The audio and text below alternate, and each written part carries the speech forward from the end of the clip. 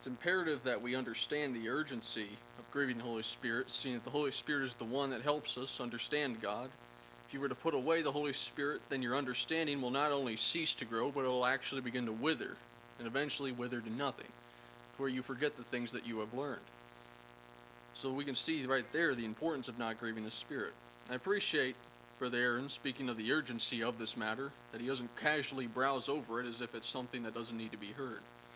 Rather, it is a very serious thing to grieve the Holy Spirit. There is never an opportunity where grieving the Spirit is okay or necessary. Rather, each time it is done, your very soul is at stake and in great danger. God has given us the Holy Spirit to minister to us and show us His ways. To grieve it would be rejecting something that God has given. If people are serious about knowing God, then it will not cross their minds to grieve the Holy Spirit. Serious followers of God desire the Spirit to be close, because as Brother Aaron has proclaimed to us, the Spirit does not stay where He is not welcome. In the Amplified Bible, this same text reads, "Do not grieve the Holy Spirit of God. Do not offend, or vex, or sadden Him." Many would speak as if this couldn't be done to the Holy Spirit. The Scriptures affirm this can happen. So how can you grieve the Holy Spirit? Unbelief, refusing the things of God, lusting after the things of the flesh. Let's look at a few other texts that tie in with this.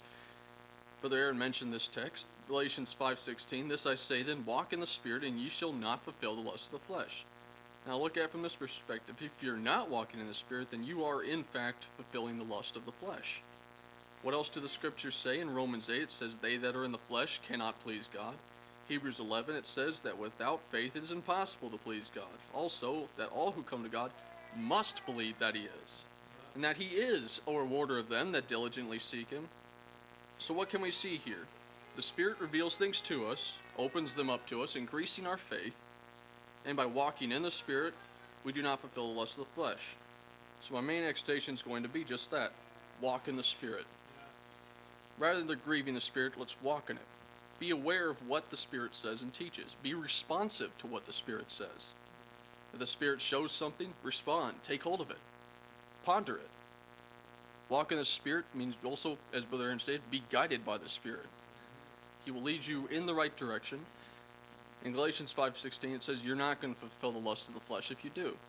Now to go into a little what that means, walking in the Spirit doesn't mean, it means that you have no desire to fulfill those lusts is what it means. It doesn't mean that the Holy Spirit just slaps its handcuff on you and He just, all right, let's go. And every time you see something you want to do, it's like, nope, I don't think so. Come on, this isn't the way the Holy Spirit leads us.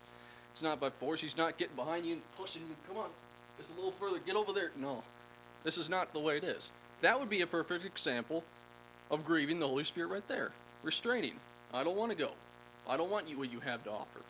I want to stay, be stubborn, obstinate. This is grieving the Holy Spirit. There is no restraint. Rather, you willingly follow. You willingly go.